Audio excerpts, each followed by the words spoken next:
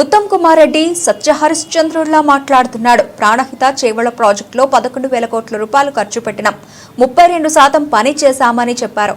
కానీ 2014 రాష్ట్రం ఏర్పడే నాటికి ప్రాణహిత చేవళ్ల ప్రాజెక్టులో పెట్టిన ఖర్చు 3,700 కోట్ల రూపాయలు మాత్రమే. చేసిన పనులు 10% లోపే. ఉమ్మడి రాష్ట్రంలో, ఢిల్లీలో, మహారాష్ట్రలో కాంగ్రెస్ ప్రభుత్వం ఉన్నా, ఆనాటి కేబినెట్లో ఉత్తమ్ మంత్రిగా ఉన్న తమిళహట్టికి అనుమతులు తీసుకురాలేదన్నారు ఎమ్మెల్యే హరీష్ రావు.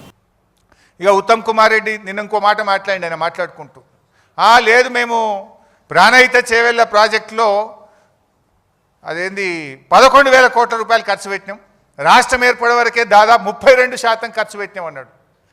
ఆయన బిల్డప్ ఎట్లుంటుందంటే ఇక సత్యహరిశ్చంద్రునికి తమ్ముని లెక్క బిల్డప్ ఇస్తాడు. సత్యహరిశ్చంద్రుడే దిగచ్చిండా, అబ్బా ఉత్తమ్ కుమార్ రెడ్డి ఇంత నిజాయితీగా మాట్లాడిండా అని మాట్లాడతాడు.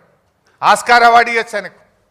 వాస్తవానికి చెప్పాలంటే 2014 రాష్ట్రం ఏర్పడే నాటికి ప్రాణహిత చేవెళ్లలో పెట్టిన ఖర్చు కేవలం 3,700 కోట్లు మాత్రమే. మీరు చేసిన పనులు కేవలం 3,700 కోట్లు మాత్రమే, నాట్ ఈవెన్ 10%. కానీ ఆయన ఏం చెప్పిండు నిన్న? 11,000 కోట్ల రూపాయల పనులు చేసినాం, 32% పని చేసినాం. అబద్ధాలకు కూడా హద్దు పద్దు ఉండాలి. నువ్వు అసలు గుండెకాయ లాంటి తమ్మిడి హట్టికి ఢిల్లీలో, మహారాష్ట్రలో, ఆంధ్రప్రదేశ్లో కాంగ్రెస్ ప్రభుత్వం ఉన్నా, ఆనాటి క్యాబినెట్లో నువ్వు మంత్రిగా ఉన్నా కనీసం అనుమతి కూడా తేలేదు. నా సిడబ్ల్యూసి అనుమతి తేలేదు, నా మహారాష్ట్రతో ఒప్పందం చేయలేదు. ఇంకా సిగ్గు లేకుండా 32% పనులు చేసినాం. కమిషన్లు దొబ్బిండ్రు మీరు ఆ రోజు.